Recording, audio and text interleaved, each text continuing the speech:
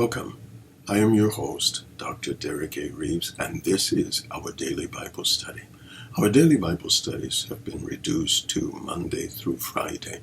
We wanted to give staff members time for their families on Saturday, and also because of the hectic schedules on Sundays when people are in church and various other activities.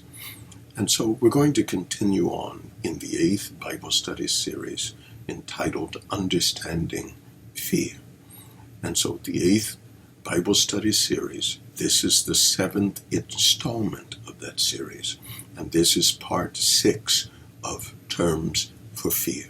Let's dive right in. Now, we want you to remember that these are definitive studies. Definitive studies is where we take terms for a specific word. And so we take all of these terms, we define them so we can get a clear understanding of the whole context and all of the principles of that term. And from there, we can then begin to build a model of what the true meaning is. Excuse me. And so we're going to start again on the 7th part of Terms for Fear. Let's dive right in. Our next term that we're going to look at is the word Arats. Arats, again, is a Hebrew word, and it comes from a primitive root, or it may be a primitive root in and of itself, and it means to awe, intransitively, to dread, hence to harass, be affrighted, afraid, dread, feared, to break, to dread, to fear, or oppress. When you deal with something that is transitive is something that is caused by the individual. Intransitive is something that causes the individual to do. And so in this case, we're talking about intransitively, something that causes or elucidates the meaning of fear or awe-inspiring. And so it deals with someone who is harassing or oppressing. It is the indication that one is utilizing behaviors or systems of control to bring about oppression and therefore fear. This type of fear is the type of fear that means to tremble, to dread, to feel oppression, and it is to be terrified. And so what occurs during this system of fear, it is a system of fear where someone is literally trying to break the spirit of another. Someone is systematically reducing an individual's choices, limiting them into a behavior pattern where it strips away their dignity, strips away their freedom, it strips away every conception of even the most base instinctual urges. And so it is literally causing individuals to live outside of their instinctual norms. It's taking away basic rights, basic things that individuals need for humanity. If we were to go a little further, it means to cause to tremble or to terrify. And so it is invoking actions, behavior patterns that produce emotive results. In other words, if I was to come and if I was to consistently beat a person that's much smaller, much weaker than me, it's going to cause those 4 F's to rise somewhere in the unconscious mind. In the unconscious mind, the individual will become so filled with hatred and bitterness that they will either start developing a mindset to fight, and they may wait for years because they understand that they're much smaller, perhaps much weaker, or they may start plotting and planning for a situation where they can get the upper hand. So it is the type of fear that can elicitate or cause fighting, rejection, and ultimately revolt. Secondarily, it can cause one to flee. They will start avoiding the pain. And if avoiding the pain can keep them from being tortured or punished or beaten, then they will press in to obey. And so they will surrender. Sometimes avoidance or fleeing is surrendering to the system. Other times, avoidance or fleeing is simply trying to escape, trying to get out of a situation.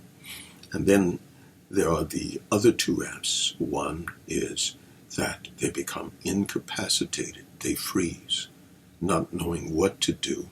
They're unable to escape, and so they settle in. They make sure that they comply. They stay right there because they know nothing else. And then finally, they can lapse and they can faint.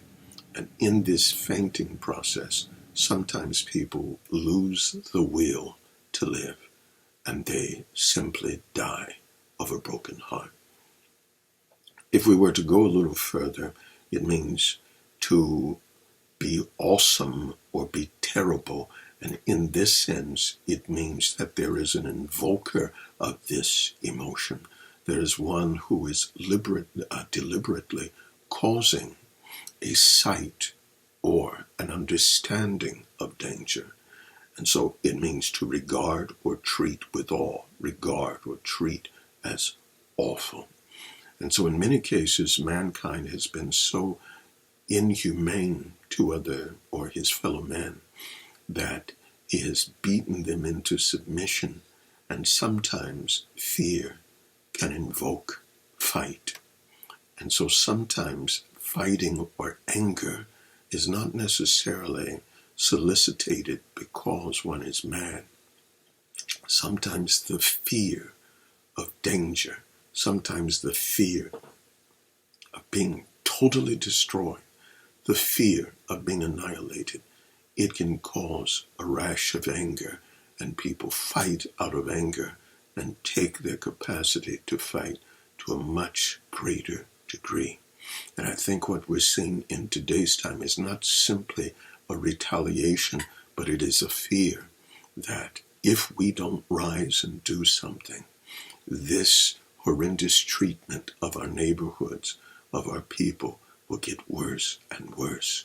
And what will happen if it comes to my doorstep? And so this type of fear, when we talk about Arats, it is a fear that causes individuals to prepare, to become initiated in defense. When we look at it in the ancient Hebrew, it means being afraid, fear to dread, or terribly affrighted. It can deal with breaking or oppressing. It can deal with someone prevailing over another to the point where as they prevail, the person then normally shrinks, they cower because they feel there's nothing that they can do. It is abject terror. Terror has been known to cause the mind to break, to sever, and sometimes people, because of chemical responses in their body, the fear releases hormones and even their hair turns white because of the hormonal secretion. And so this type of fear is a fear that an individual feels when they've been conquered, when they have been stripped of their dignity, when they feel that they have become the chattel or they have become the playthings of those who are in control. This is a type of fear that many individuals might feel when they are bought into or sold into slavery or sexual slavery. And so it's a fear where you don't know what's going to happen in the next moment. You don't understand what could happen. And so the 4 F's will either settle in unconsciously, and unconsciously you will begin to prepare to either fight, to escape, to settle in, or you've made up your mind you're going to die in this scenario. I thank you for joining us. This is all the time we have. I am Dr. Derek A. Reeves, and this is our daily Bible study. God bless and keep you until the very next time.